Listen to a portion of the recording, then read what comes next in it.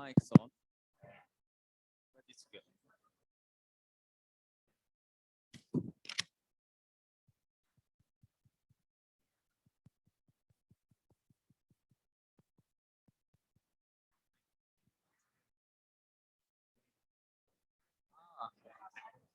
Need the headphones.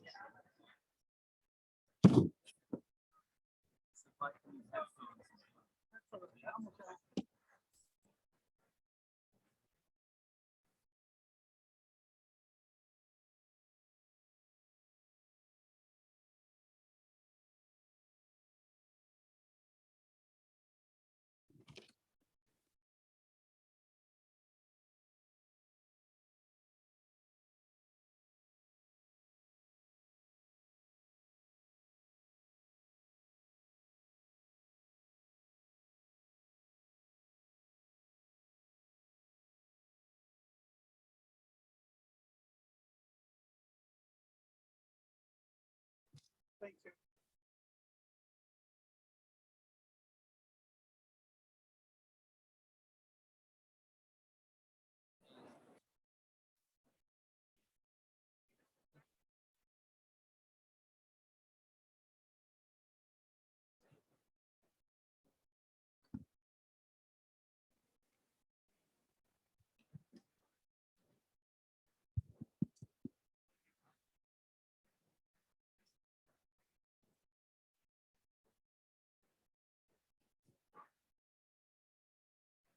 Okay, well, good evening, everyone, and welcome to today's event, Achieving Healthy Diets from Sustainable Blue Food Systems in Small Island Developing States.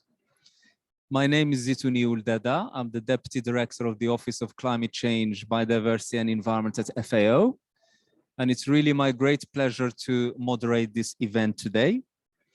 The event is co-organized by the World Health Organization, the Stanford Center for Ocean Solutions, and the Center on Food Security and the Environment, UN Nutrition, and the EAT Foundation.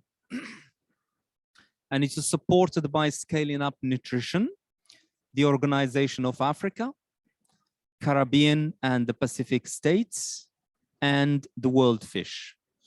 So thank you very much for joining us, and thank you to colleagues who are joining us online as well. It's nice to have you joining us virtually.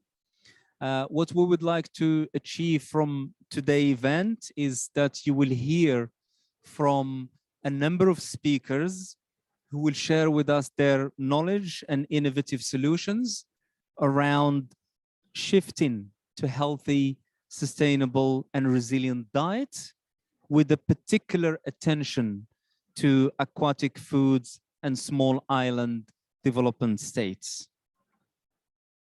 So the SIDS are particularly relevant, obviously, in this context of vulnerability to climate change, and they serve as leading advocates for both local and global action to secure a healthy and more resilient future, and for diets that include sustainably sourced aquatic food from healthy oceans. So there was the WHO SIDS Summit of 28th to 29th of June this year, and it's really highlighted how essential it is for SIDS to ensure healthy, sustainable, and resilient food systems that focus on the preservation of biodiversity and deliver healthy diets. So our objectives really is to share the knowledge between the speakers and build awareness around the climate, food, health systems nexus. And it is really an important role of the blue systems for SIDS and the silent state of emergency they are in. So this is just to set the scene, and before we kick off, just to let you know, obviously this is a hybrid event. It will be recorded and it will be available to watch later on. For those joining us virtually, Feel free to post your questions, and then if we have time for the panelists, then we will take them. And I see there are people obviously joining us physically in person as well. Think about any questions, any comments you would like to make, so you can join the conversation, and that would be with pleasure. So without much ado, it's really my great pleasure, and we're honored with the presence of the Minister Bruce Billiman, who will speak in a minute. But first of all, we will watch a short video by Her Excellency Helen Clark, who's the former Prime Minister of New Zealand and the administrator of UNDP. So let's watch this short message and then we'll kick off. In 2015, the Sustainable Development Goals offered a vision of a world free of malnutrition, being gender equal, and living sustainably. The small island developing states are committing to creating healthy food environments, to fight the growing burden of non-communicable diseases on their peoples, and to adapt and mitigate climate change. We heard that loud and clear in the statements of the SIDS leaders at the United Nations Food Systems Summit, and I hope we hear it at COP26. The battle cry from the SIDS as they wrestle with the twin crises of climate change and non-communicable diseases is that we're not drowning, we are fighting. But to win that fight, the SIDS depend on action from countries everywhere, as they can't tackle the growing impact of climate change on their food systems and their health alone. Women must be empowered to lead and inspire on these issues. Around the world, we see women in leadership more likely to prioritize action on issues impacting on health and well-being. And we need to amplify the voice of SIDS and fora around the world. Their fight is our fight. We have to protect our planet's rich ocean ecosystems. Unsustainable and harmful fishing practices must end. We need food systems which deliver health and well-being rather than profit and calories.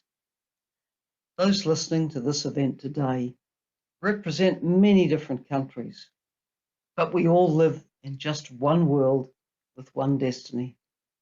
We need the climate negotiators at COP26 to come up with more ambitious agreements, and for decision makers around the world to act on those agreements.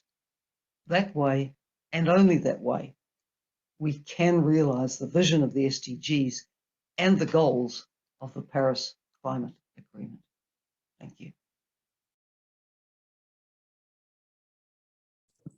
Thank you very much, Your Excellency Helen Clark, for that very nice and short and pertinent introduction, highlighting the role of empowering women for more leadership and action, and stressing the fact that food systems need to deliver health and well-being, and also that we live in one world with one destiny, and it's important that we aim to achieve the SDGs and the goals of the Paris Agreement. So thank you very much for that. So now it's really my great honor to invite in our Minister, Bruce Billiman, who is Minister of Health and Human Services from the Marshall Islands. Minister, over to you. Thank you, and greetings everyone. And I just want to begin by expressing my appreciation and gratitude for being able to take part in this very important talk. And I'm also honored to be here today to provide a short introductory statement. And for the past few days, I've been acting like a Minister of Environment, but I'm the Minister of Health for my country. And it's really fortunate for me to come here as a health minister, because I can see the very importance of the connection of climate change to an healthy living. And healthy living in terms of as a human being it's a very important component of our survival or our sustainability and living in this planet. And I'm just thrilled and very honored to engage in this talk because it feels more comfortable for me as a health minister, talking about healthy lifestyle, healthy selection, and of course, blue food and fishing. Like many other seats, my country of the Marshall Islands has a unique and codependent relationship with our ocean. Our marine ecosystem has been a central part of our way of life and our economy for generations. But as with many small island states, we face a number of challenges that make our country vulnerable to food insecurity. These include our limited land mass, our nuclear legacy, and the increasing impacts of climate change. All of these impacts have led to a high level of dependence on imported food, particularly processed food for our Marshallese population. Therefore, our government has promoted the need to find solutions that can shift our food system into a healthier and more sustainable path. This past September, we published the Marshall Islands Food Systems Pathway, which outlines ways to transform our food supply by 2030. Measures include ensuring that an ecosystem based on management approach to blue and green food production is integrated into all development plans. It also includes health education and awareness raising for our people, from levels of foods to lessons plans in schools. And as we are already implementing projects on the ground in this respect, for example, our lifestyle changes and climate resilient projects aims to strengthen community health by providing training in healthy cooking and gardening in two of our most vulnerable nations or atolls. And through a project with the World Health Organization, we are organizing an annual workshops to engage our high school students on issues like health and climate change. This is what the Marshall Islands is doing to tackle this challenge. And I look forward to hearing from today's distinguished panel about the innovative ways to promote healthy and sustainable food system in our small island states. Thank you, and kamultata. Thank you very much, Your Excellency, and thank you for sharing with us the experience from the Marshall Islands. It's really nice to have a health minister here in this environment. As you said, we've been suffering for a long time from having just environment ministers really representing this, but climate change is not only an environmental issue, it's a health issue, it's a security issue as well. So it's really nice that you bring in your perspective from a health perspective to share with us. And thank you for highlighting the strong link between climate change and health, and also the special relationship in your community with the ocean and with the biodiversity of the ocean, and also the vulnerability to food systems and the need to find solutions for healthy, sustainable diet. So thank you very much for sharing that with you. It's a really pleasure having you with us. I know you're not going to be able to stay with us for long, but thank you very much. I think we can applaud. Yeah. Thank you very much. I think I might need to stand up actually to see the panelists in Zoom. So just bear with me.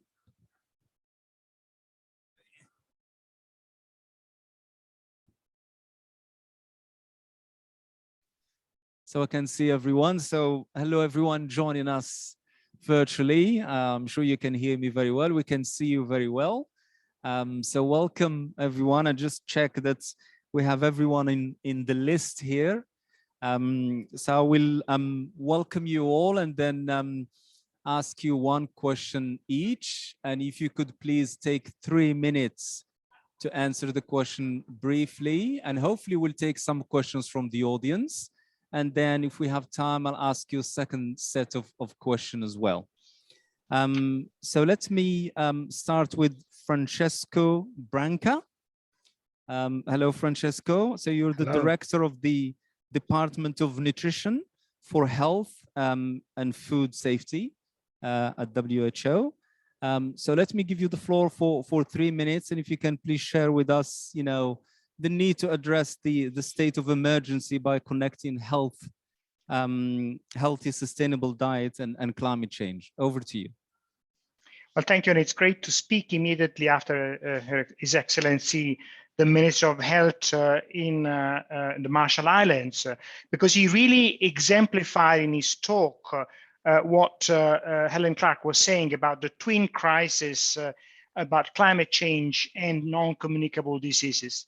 The fact of the matter is that our global agriculture and food production systems are the single largest driver of nature and biodiversity loss. They are responsible for about 1/4 of greenhouse gas emissions. They use up 2/3 of fresh water. They contaminate that water also with nitrogen and phosphorus fertilizer. They use up the land. And at the same time, this food system fail us because they are not responding to our nutrition needs, but are in fact responsible for a large proportion of people in the world who are affected by food insecurity, are responsible for 1/5 of global deaths, 11 million deaths largely for non-communicable diseases. So the food systems are failing us, and making our diets healthy and sustainable would be a wonderful way to address those problems at the same time and really have a win-win for people and the planet. We can shift to sustainable, healthy diets, to diets that address all dimensions of individual health and well-being, prevent all forms of malnutrition, prevent non-communicable diseases, ensure safety of food, but at the same time that have low environmental pressure and impact, are accessible, affordable, safe, equitable, and culturally acceptable. Now, how do we do that? WHO has produced a special report on climate change and health for COP26, highlighting a series of very concrete actions to basically change with policies the food environment, the way we eat, by changing the way countries are investing in food systems and shifting away from harmful agricultural subsidies, but also making sure that this transition is equitable, it's just. We work with local communities, with indigenous community to afford sustainable diet. And finally, making sure that biodiversity is mainstream for nutrition and health. This requires collaboration, and WHO, together with UNICEF, FAO, and a number of partners, including the EAT Foundation, we're setting up a Healthy Diet Coalition as a follow-up to the UN Food Systems Summit. We can work together and make these policies a reality. Well, thank you very much, Francesco, and it's good to hear about the Healthy Diet Coalition, and maybe we'll hear more about that from you later on. Let me now welcome Shakuntala Tilsted. It's really an honor to have you with us. You're the World Food Prize winner and global lead for nutrition and public health, World Fish. Over to you for 3 minutes. If you can share with us, please, the outcomes of the recommendations of the Blue Food Assessment. Thank you so much for having me. The Blue Food Assessment is an international initiative that brings together over 100 scientists from more than 25 institutions. It is led by Stanford University and the Stockholm Resilience Center, and with EAT as a lead partner. The Blue Food Assessment team has spent the last 2 years gathering and analyzing data and evidence to support decision makers to implement solutions and evaluate synergies and trade-offs towards healthy, equitable, and sustainable aquatic food systems.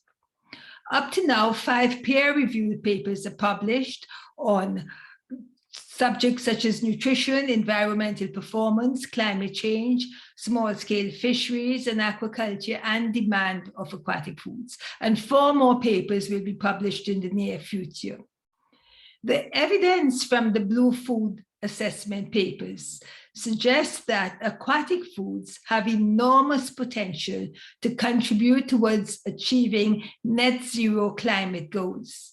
And at the same time, aquatic foods are superfoods, making vital contributions to nutrition and health, as well as livelihoods and incomes. And therefore, aquatic foods must be protected from the detrimental effects of climate change. Let me summarize 4 key findings from the Blue Food Assessment papers. 1, aquatic foods, which are a vast range of diverse animals, plants, and microorganisms from both marine and inland waters, play an essential role in creating healthier, low-carbon, climate-resilient food systems.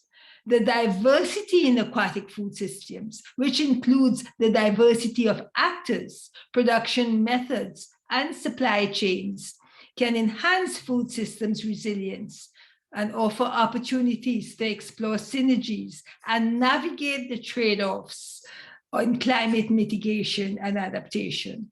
Next, aquatic foods have lower carbon footprint than terrestrial animal source foods. Diverse aquatic foods, including seaweeds and bivalves, have exceptionally low or negative greenhouse gas emissions, and their supplies can be increased to meet food and nutrition needs without increasing carbon emissions. Improvement in aquatic food systems, such as the use of low fuel gear in fisheries, can potentially reduce greenhouse gas emissions by 60%. 3, climate change creates significant risk to the nutritional, economic, and cultural contributions of aquatic foods, as we have heard before from the former speakers. Climate hazards threaten the productivity, the nutritional quality, and the food safety of aquatic foods, especially of captive fisheries in the oceans, as well as in inland water bodies. And therefore, investments are needed to adapt and build resilience to ensure sustained aquatic food contributions in the face of climate change. And the last piece of finding I want to give from the Blue Foods Assessment is small-scale actors produce most of the aquatic foods for human consumption, often with low emissions, and therefore enhancing their resilience and environmental performance requires tailored consideration and support. We know that more than 800 million people, many of whom are women, and with 90% in low and middle income countries, belong to this group.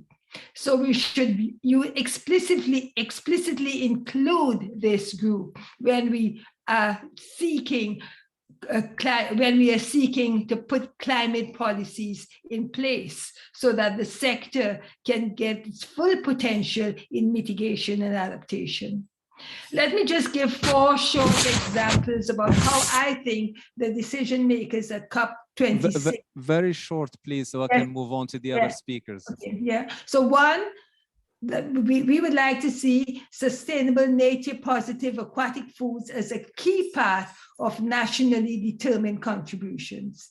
2, to include aquatic foods ecosystems infrastructure, workers, especially smallholders, and assets in the national adaptation plans. 3, mobilize climate mitigation and adaptation for financing aquatic foods and ensuring access for all small-scale workers.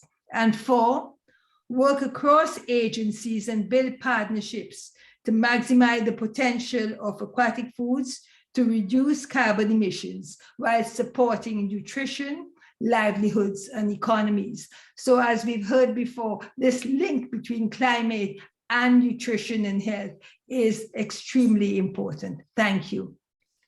Great. Well, thank you very much for sharing with us those recommendations of the Blue Food Assessment.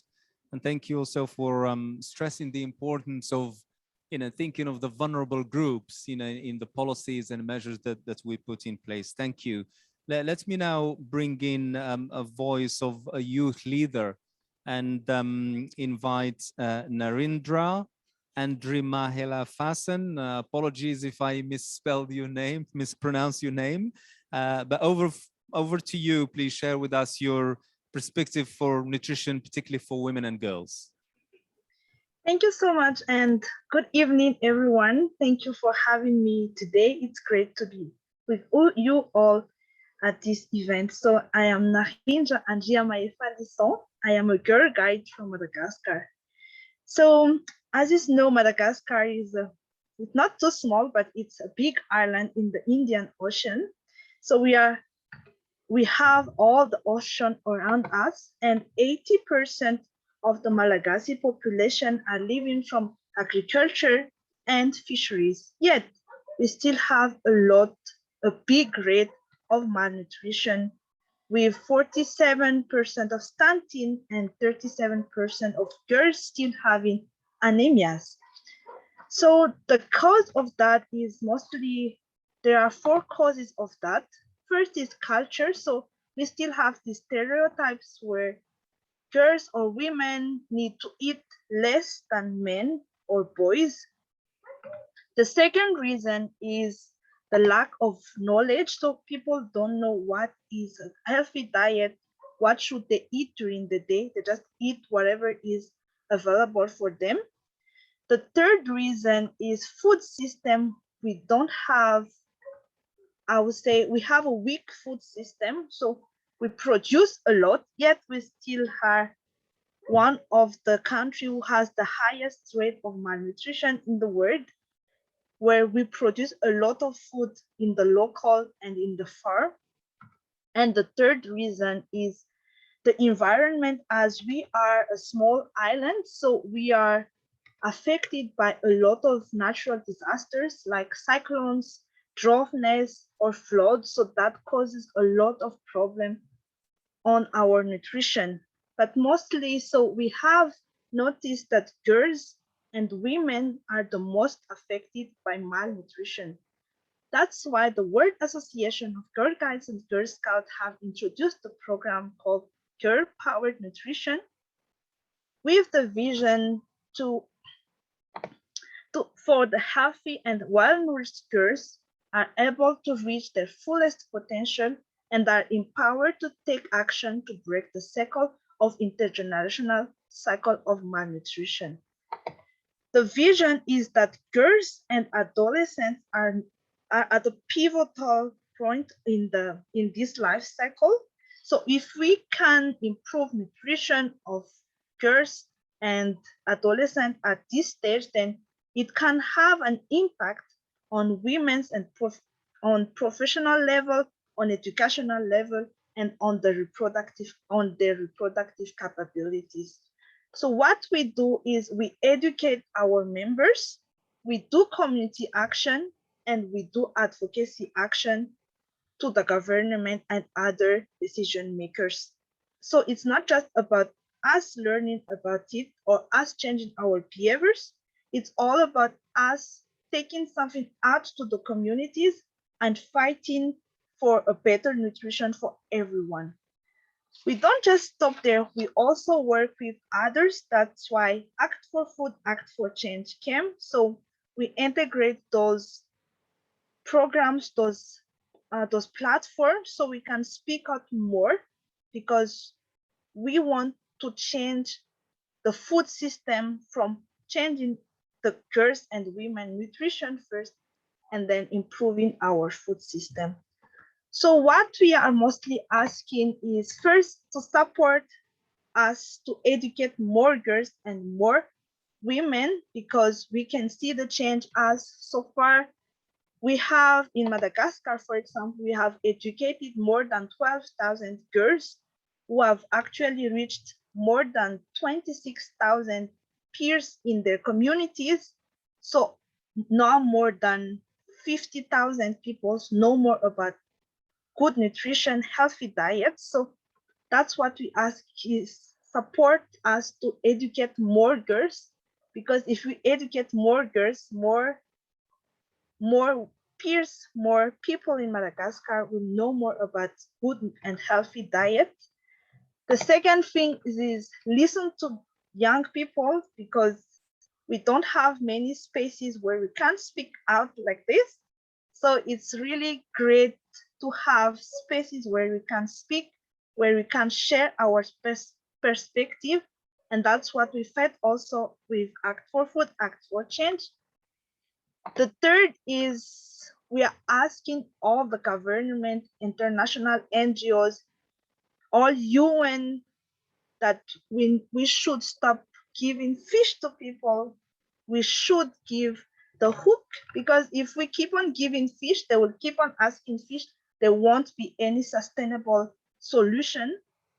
But if we give the hook, people will think about what should they do, find a way to work on. Even if there is cyclone, they will find a way what they can eat. Even if they can go fishing, they will find a way on what they can do.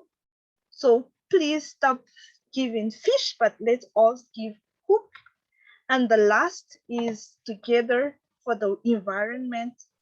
We can improve our environment. We can stop climate change, because that is the one biggest causes of malnutrition here in Madagascar. Thank you. Thank you very much, Narendra, for sharing with us your experience. And it's great you're doing all that training for education for girls. You know, good luck with that. And we definitely support you. And it's good that you're having this opportunity to voice that.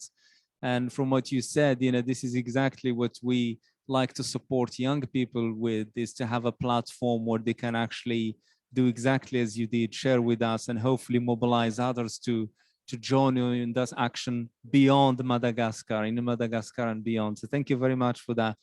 Let me now bring in Dr. Leslie Ramzami, who's advisor at the Ministry of Health in Guyana, who will give us his health perspective on the topic. Leslie, over to you for 3 minutes, please. We can't hear you.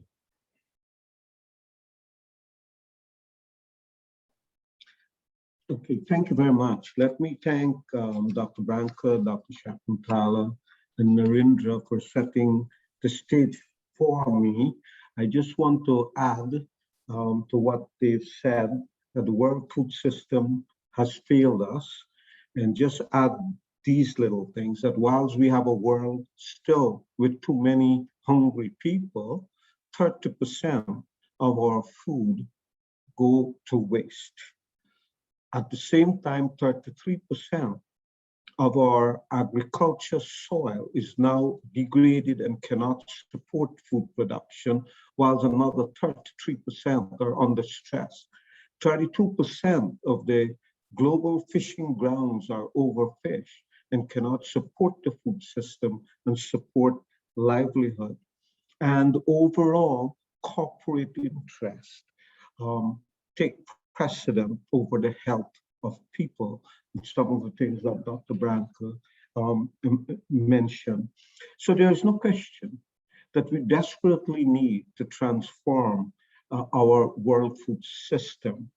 And therefore, I want to address what we need to do and what we expect from COP26. We believe that COP26 must direct government around the world to include in their nationally determined contributions health goals, from disease preparedness for pestilence to better nutrition for better health. COP26 must join with the WHO and the FAO and other organizations for a robust global One Health agenda. Aligning its health and diet targets with other global fora, including the UN Biodiversity COP, the Stockholm Plus 50, etc. COP26 must direct all governments to advance national dietary guidelines that meaningfully integrate the blue food options, with aquaculture contributing significantly to a new food paradigm. COP26 must support a mechanism like the Framework Convention on Tobacco Control to regulate salt, sugar, and trans fat in our diets. And COP26 must align with Codex Alimentarius for front of the package labeling, highlighting unhealthy food aspects, making our citizens more aware and more educated. Ministers responsible for health, agriculture, the environment must meet annually to account for actions that support healthier food production and diets through the One Health agenda.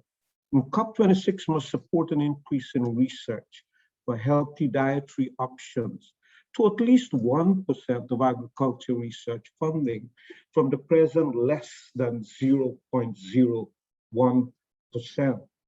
We need a special fund at the IMF to support research on healthier dietary options and for transformation of the world food system, similar to the Global Fund for HIV, TB, and malaria that was established after the 2001 UN General Assembly Special Session on HIV.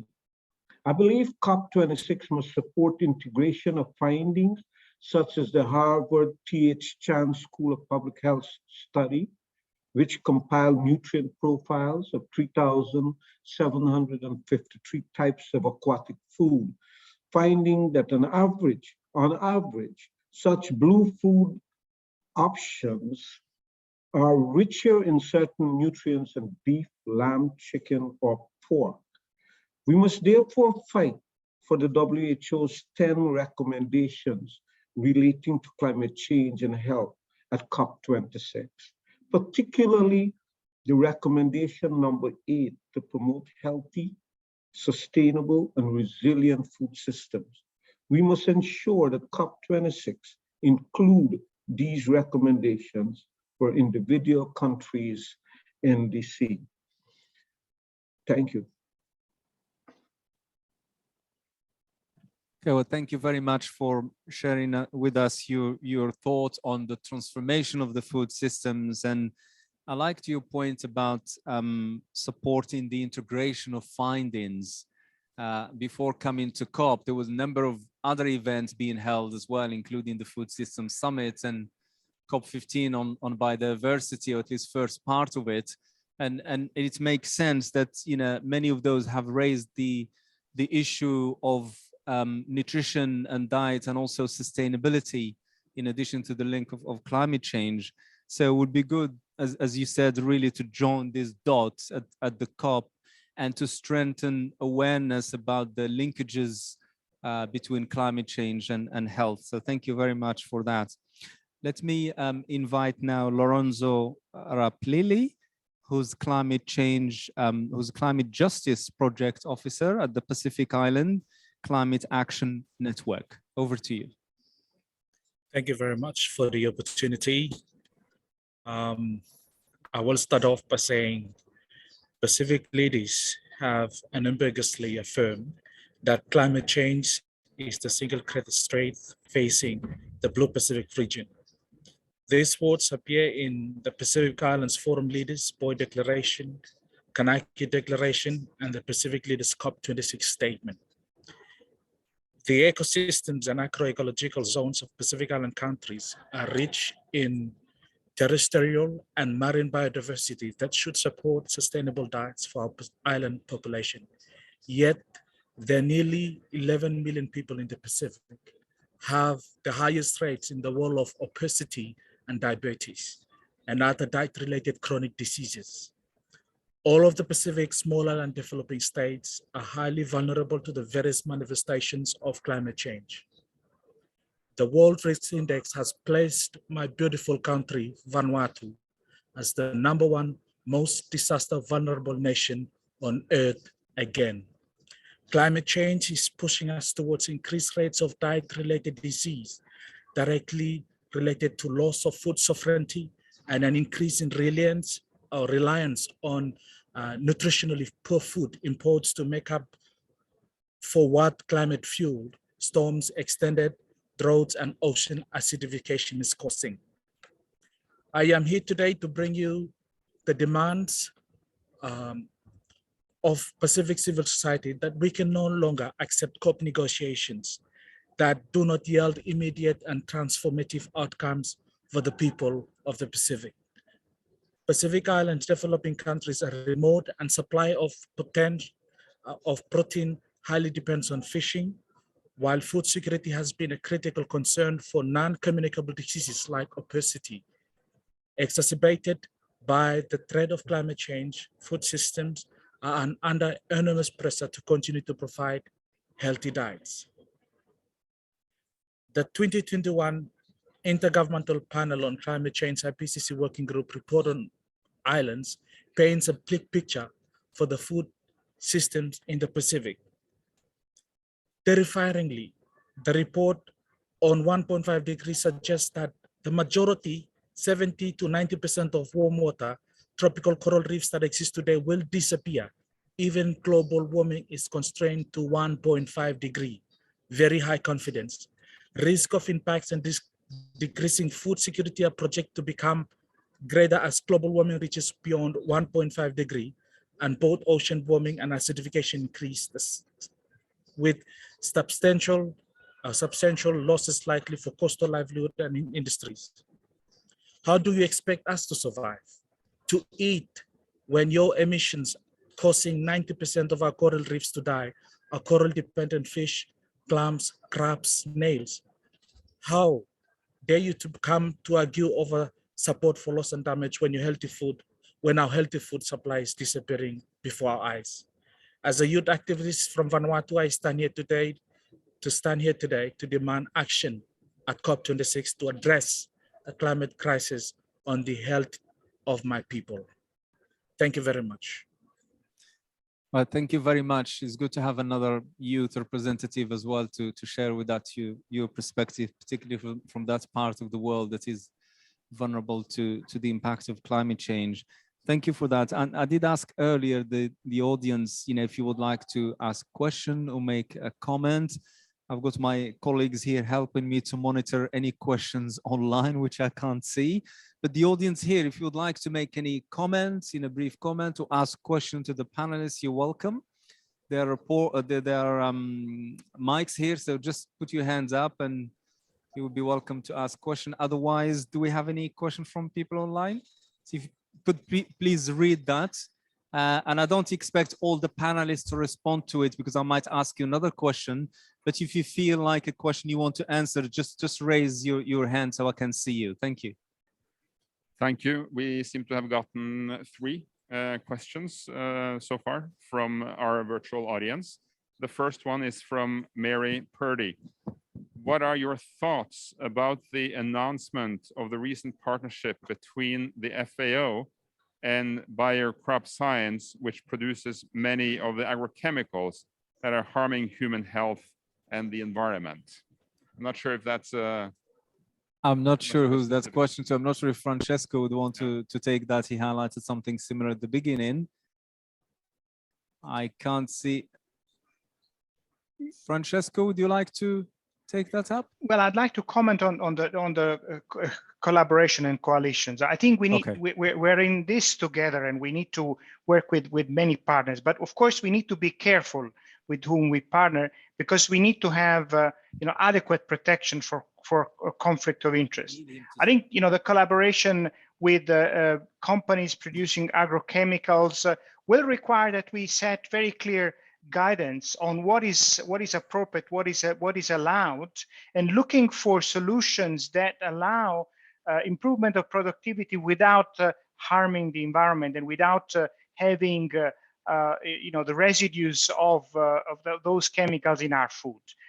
Codex Alimentarius is doing that, and so I think making sure that that guidance is fully implemented all over the world. I think that's what we need to do. We want to have food which is safely produced. We want to have good agricultural practices, but then the partnership have to be built on solid grounds for avoiding conflict of interest and aiming at public benefit and public health goals.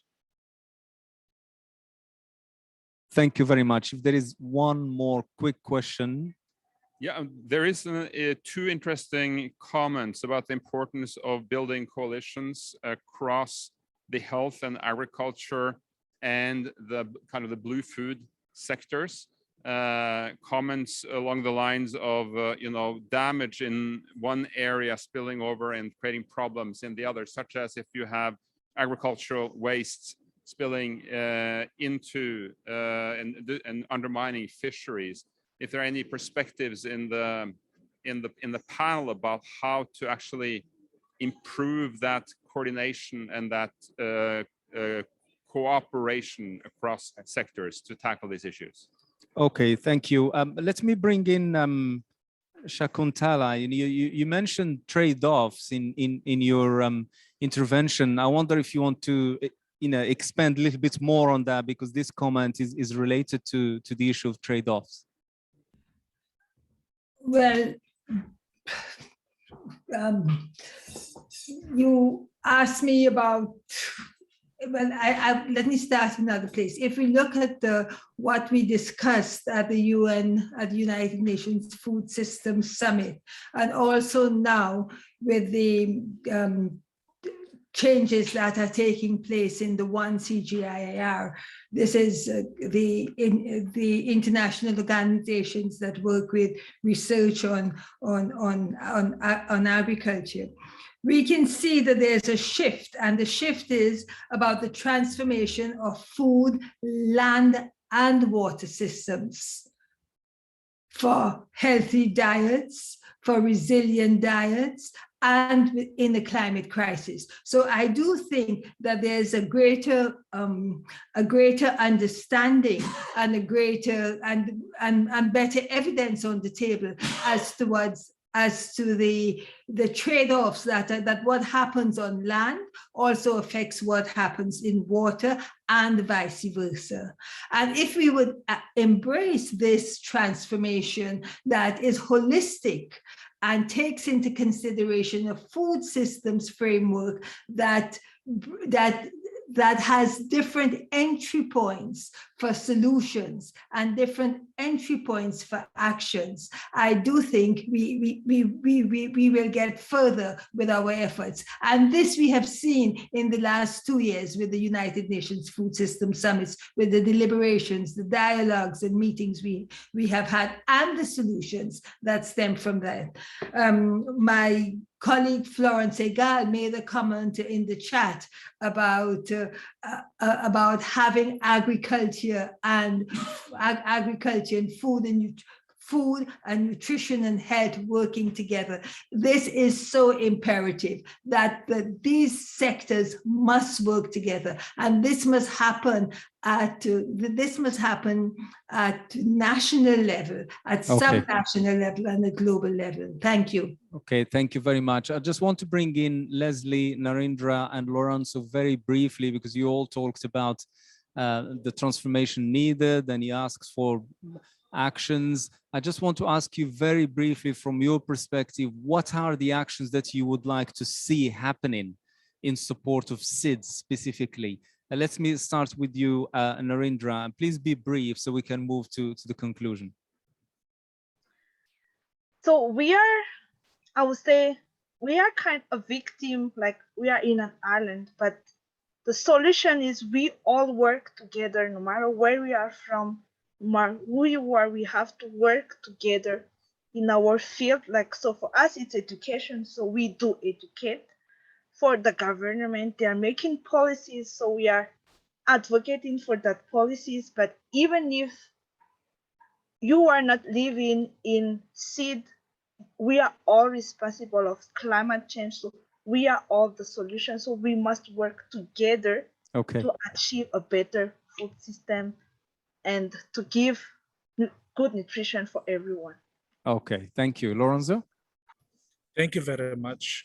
From my end, to ensure a healthy future, small island developing states must allow their people to survive and strive by reducing global carbon emissions while also strengthening the resilience of health systems and health determining sectors such as food and nutrition, water and sanitation, and also social protection to protect and enhance the health and well-being of the people of small island developing states in the face of climate change.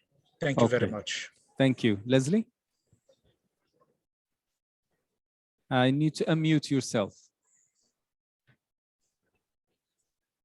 Yes, let me quickly identify one area that I believe small island developing states and low and middle income countries can benefit. And that is the research being done at Harvard, at Stanford, in Stockholm Research Group, need to reach these countries, not just reach them as recipients of the findings, but engage them in the research.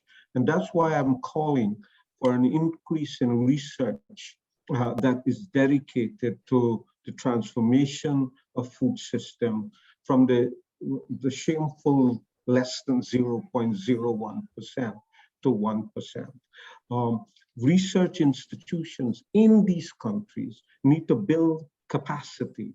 And I think if we do that, we could help in solving some of the problems, not only in climate change impacting food systems, but food systems impacting climate change, such as waste of food. Great, thank you very much. And thank you to all the panelists. I'll just move on now to the conclusion. And we're really very, very pleased and very honored to have with us Ambassador Peter Thompson, was the UN Special Envoy for Oceans, and is the best person really to give us a conclusion of this event. So I would like to invite you to join me, or probably better, so that everyone can see you.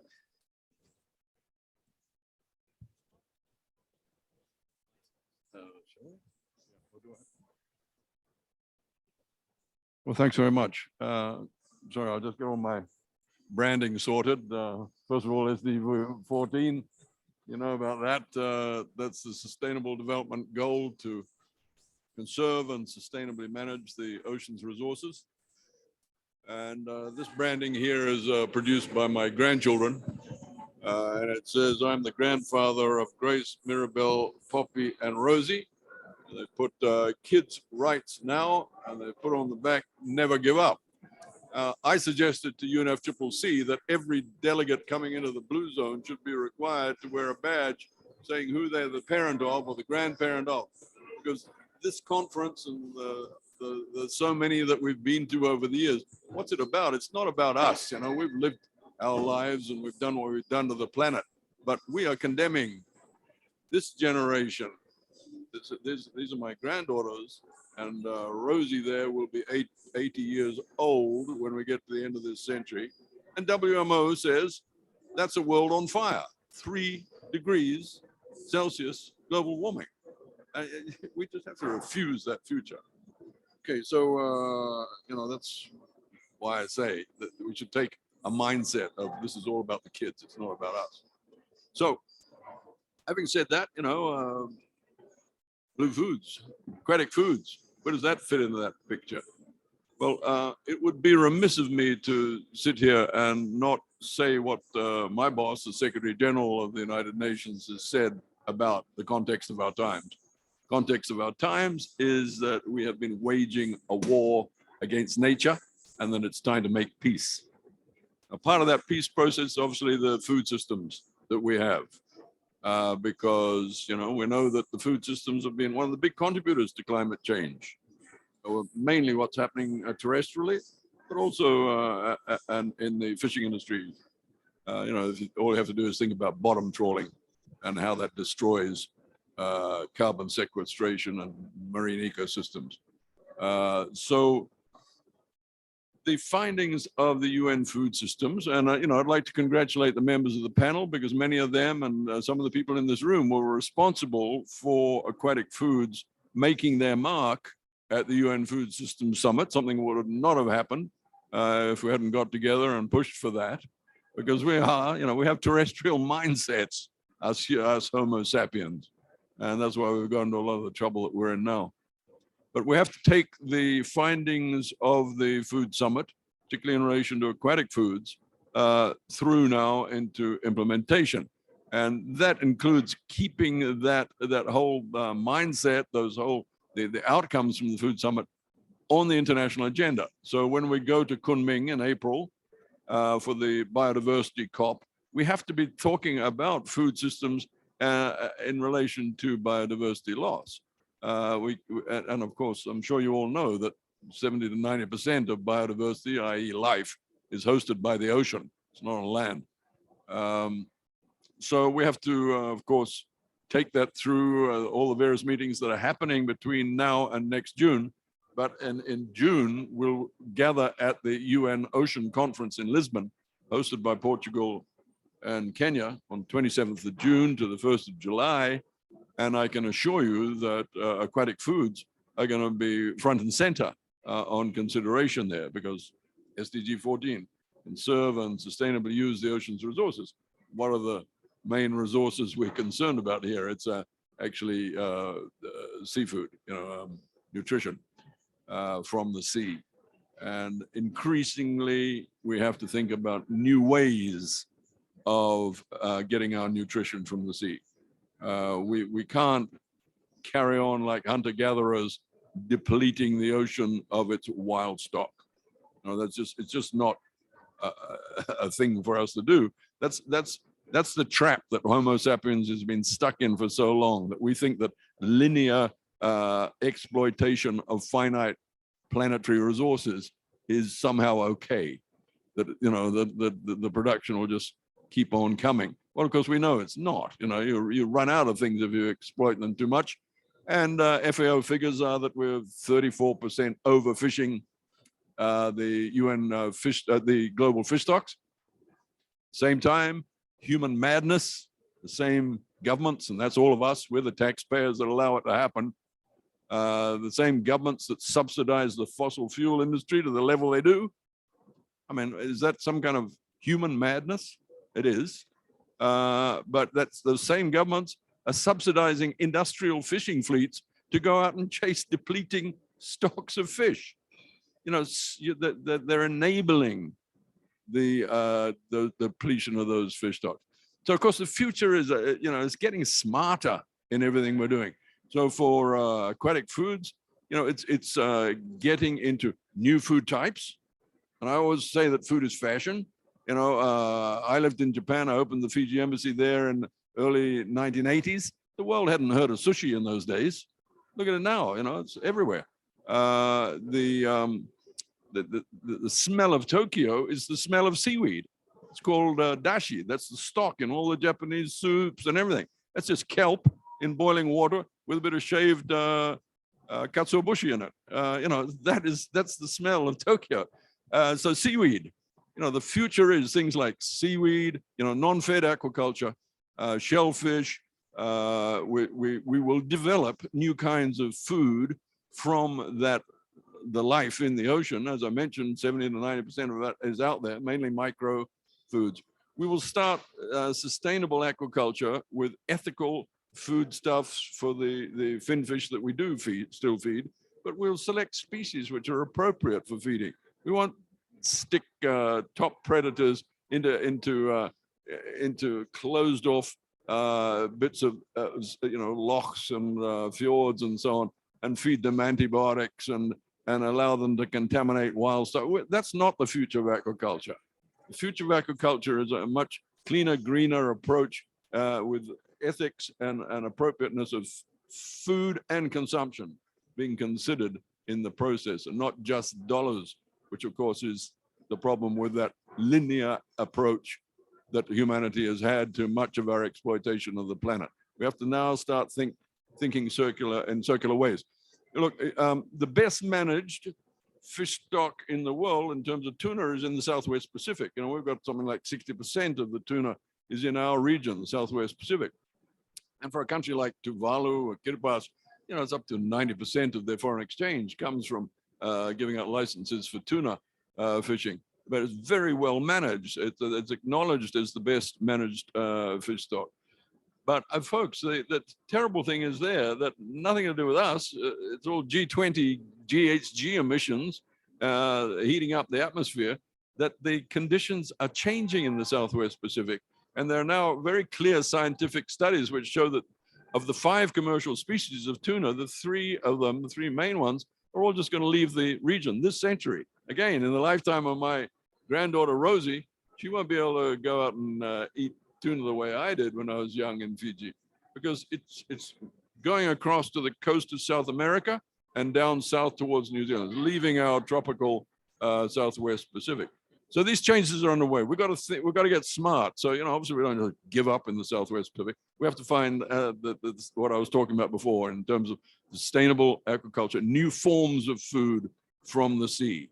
We have some great seaweeds in Fiji, lumi, nama, things the world doesn't even know about, you know, but we've been eating them since wherever. You know, we just take those to the world like sushi was taken to the world.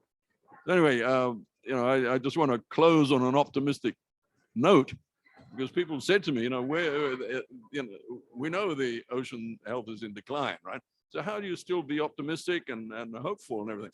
What I say to them is, get some grandchildren, and you'll have to fight. You'll have to be hopeful. You have to come up with the solutions, because you're going to love them more than you love yourself. Okay, thank you.